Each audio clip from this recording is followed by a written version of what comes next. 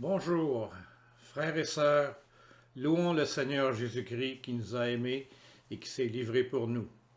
Bénissons-le maintenant et toujours. Aujourd'hui, en ce jour du Seigneur, partout dans le monde, le peuple de Dieu se rassemble pour écouter la parole de Dieu et pour y répondre par la louange. Nous attendons dans l'espérance le jour où nous pourrons de nouveau célébrer l'Eucharistie en mémorial de la mort et de la résurrection du Christ. Notre communauté se rassemble en communion avec toute l'Église. Nous sommes également unis à notre pasteur, l'abbé Christian Vermette, et à nos frères et sœurs des communautés voisines qui sanctifient ce jour du Seigneur en célébrant la parole du Seigneur. Frères et sœurs, en Jésus-Christ, louons Dieu notre Père qui a fait de nous son peuple par le baptême. Loué soit le Seigneur, le Créateur. Béni soit le nom du Seigneur, maintenant et toujours. Après le temps de Noël, voici que s'ouvre le temps dit ordinaire. Nous sommes appelés à persévérer sur le chemin de la foi en demeurant à l'écoute de celui qui vient à notre rencontre. Implorons son infinie bienveillance. Seigneur Jésus, tu es l'agneau de Dieu, prends pitié de nous. Prends pitié de nous. Ô Christ, tu nous invites à demeurer avec toi. Prends pitié de nous. Prends pitié de nous. Seigneur, tu nous conduis vers la vie nouvelle. Prends pitié de nous. Prends pitié de nous. Que Dieu Tout-Puissant nous fasse miséricorde, qu'il nous pardonne nos péchés et nous conduise à la vie éternelle. Amen. Gloire à Dieu au plus haut des cieux, et paix sur la terre aux hommes qu'il aime. Nous te louons, nous te bénissons, nous t'adorons, nous te glorifions, nous te rendons grâce pour ton immense gloire. Seigneur Dieu, Roi du ciel, Dieu le Père Tout-Puissant, Seigneur, Fils unique Jésus-Christ, Seigneur Dieu, Agneau de Dieu, le Fils du Père, toi qui enlèves le péché du monde, prends pitié de nous. Toi qui enlèves le péché du monde, reçois notre prière. Toi qui es assis à la droite du Père, prends pitié de nous. Car toi seul es saint, toi seul es Seigneur, toi seul es le Très-Haut, Jésus-Christ, avec le Saint-Esprit, dans la gloire de Dieu le Père. Amen.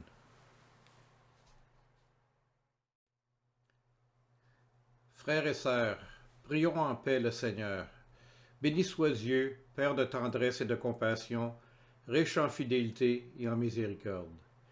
Bénissons le Père, le Fils et le Saint-Esprit. Dans le silence, disposons-nous à prier.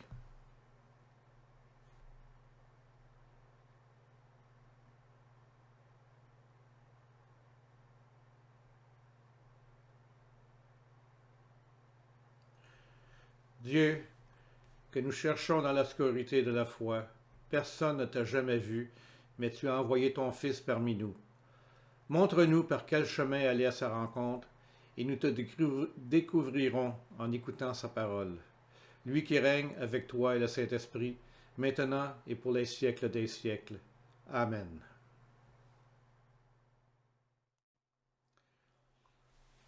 Que la parole de Dieu soit toujours proclamée en ce lieu et qu'elle nous révèle le mystère du Christ. Parle, Seigneur, ton serviteur écoute.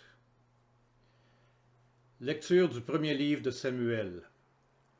En ces jours-là, le jeune Samuel était couché dans le temple du Seigneur à Silo, où se trouvait l'arche de Dieu. Le Seigneur appela Samuel, qui répondit « Me voici ». Il courut vers le prêtre Élie et il dit « Tu m'as appelé, me voici ». Élie répondit « Je n'ai pas appelé, retourne te coucher ». L'enfant alla se coucher. De nouveau, le Seigneur appela Samuel, et Samuel se leva. Il alla auprès d'Élie et il dit « Tu m'as appelé, me voici ». Élie répondit « Je n'ai pas appelé, mon fils, retourne te coucher ». Samuel ne connaissait pas encore le Seigneur, et la parole du Seigneur ne lui avait pas encore été révélée. De nouveau, le Seigneur appela Samuel. Celui-ci se leva, il alla auprès d'Élie, et il dit « Tu m'as appelé, me voici ». Alors Élie comprit que c'était le Seigneur qui appelait l'enfant, et il lui dit « Va te recoucher, et s'il t'appelle, tu diras « Parle, Seigneur, ton serviteur écoute ». Samuel alla se recoucher à sa place habituelle. Le Seigneur vint, il se tenait là, et il appela comme les autres fois, Samuel, Samuel. Et Samuel répondit, Parle, ton serviteur écoute. Samuel grandit, le Seigneur était avec lui, et il ne laissa aucune de ses paroles sans effet. Parole du Seigneur. Nous rendons grâce à Dieu. Me voici, Seigneur, je viens faire ta volonté. D'un grand espoir, j'espérais le Seigneur. Il s'est penché vers moi. En ma bouche, il a mis un chant nouveau, une louange à notre Dieu. Me voici, Seigneur, je viens faire ta volonté. Tu ne voulais ni offrande ni sacrifice, tu as ouvert mes oreilles. Tu ne demandais ni holocauste ni victime, alors j'ai dit, Voici, je viens. Me voici, Seigneur, je viens faire ta volonté.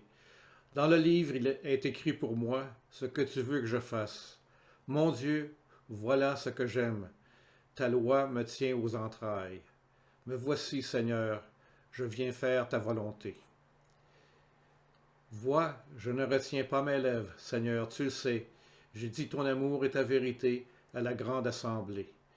Me voici, Seigneur, je viens faire ta volonté.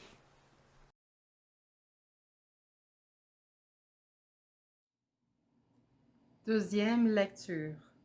Lecture de la première lettre de Saint Paul apôtre aux Corinthiens. Frères, le corps n'est pas pour la débauche.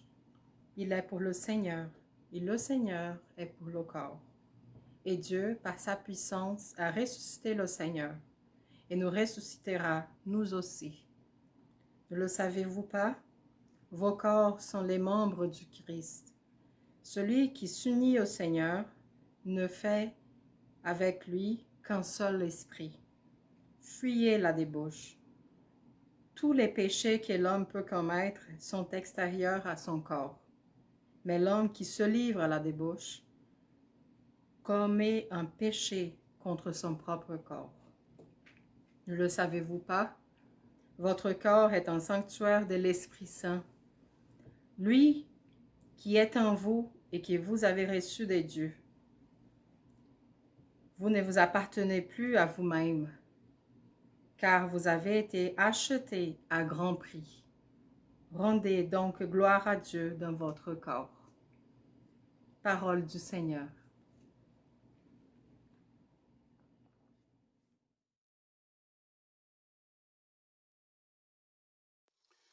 Évangile de Jésus-Christ selon saint Jean.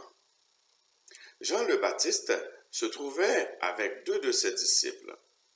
Posant son regard sur Jésus qui allait et venait, il dit, « Voici l'agneau de Dieu. » Les deux disciples entendirent ce qu'il disait et ils suivirent Jésus. Se retournant, Jésus vit qu'ils le suivaient et leur dit, « Que cherchez-vous » Ils lui répondirent, « Rabbi, où demeures-tu » Il leur dit, « Venez et vous verrez. » Ils allèrent donc, ils virent où il demeurait, et ils restèrent auprès de lui ce jour-là. C'était vers la 10e heure. André, le frère de Simon, était l'un des deux disciples qui avaient entendu la parole de Jean et qui avaient suivi Jésus. Il trouve d'abord Simon, son propre frère, et lui dit, « Nous avons trouvé le Messie. » André amena son frère à Jésus. Jésus posa son regard sur lui et dit, « Tu es Simon, fils de Jean. Tu t'appelleras Képhas. » Acclamons la parole de Dieu. Sœurs et frères, la bonne nouvelle annoncée dans cette proclamation est la suivante. Voici l'agneau de Dieu. Et cette parole sort de la bouche de Jean le Baptiste, qui s'est révélé un témoin crédible de Jésus auprès d'André et de son frère Pierre. Simon. Celles et ceux qui auront l'occasion de voir la page couverture du feuillet paroissial de cette semaine verront le profil de 5 personnes avec un écriteau sans équivoque. Ils restèrent auprès de lui. Oui, nous sommes invités à découvrir et à contempler cette démarche dans la liturgie à travers la bonne nouvelle proclamée aujourd'hui. Reconnaître la voix des témoins crédibles qui nous indiquent la voie qui conduit à Jésus. Le texte de l'Évangile nous parle donc de Jésus, l'agneau de Dieu, qui répand l'amour sur le monde. Il réconcilie l'humanité avec Dieu. Je vous invite à remarquer la description de Jean. Jésus allait et venait. Jean le Baptiste lui pointe du doigt. Les deux disciples suivirent Jésus. Que cherchez-vous, leur demande Jésus. Venez et vous verrez. C'était vers la 10e heure. André alla trouver Simon, etc. De fil en aiguille, la nouvelle fait son chemin, car la disposition était là. En effet, les deux disciples se sont mis en marche tout de suite.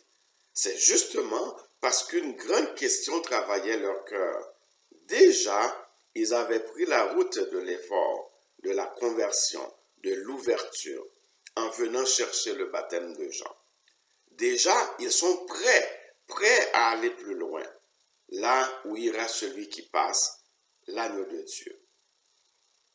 Sœurs et frères, je vous exhorte à accueillir ce qui est écrit dans ce livre comme une référence sur vos lèvres dans le but de rendre Jésus présent dans notre histoire. Cependant, n'oubliez pas, pour être ces témoins dont nous avons besoin, nous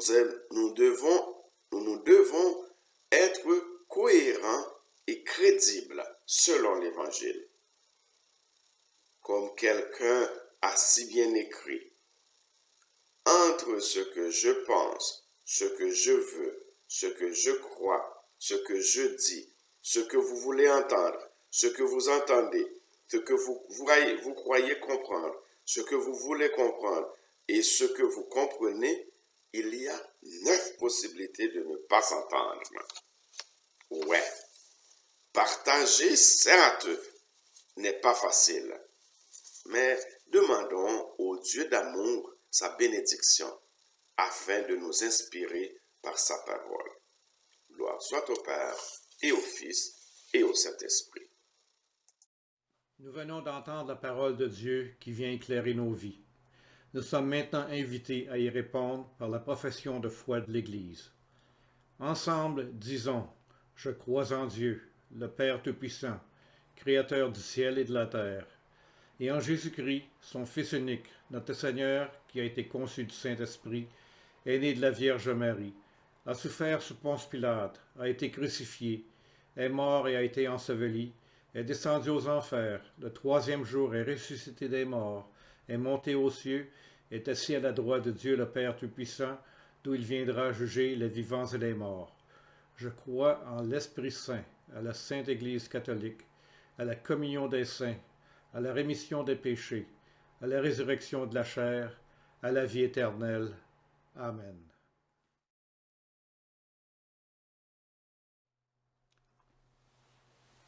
Tout comme Pierre et André, nous sommes devenus des disciples du Christ. Demandons-lui de nous fortifier afin d'être ses témoins jusqu'aux confins de la terre. Frères et sœurs, rassemblés en mémoire du Christ, prions pour les besoins de l'Église et du monde. Pour l'Église, communauté de disciples missionnaires, afin que ses membres fassent preuve de charité et de solidarité ici et partout dans le monde, prions le Seigneur. Seigneur, écoute-nous. Pour les personnes malades et celles qui les soignent, afin qu'elles gardent courage et espérance, prions le Seigneur. Seigneur, écoute-nous. Pour les jeunes, afin qu'ils sachent reconnaître la voix du Maître qui les invite à le suivre sur la route du service, prions le Seigneur.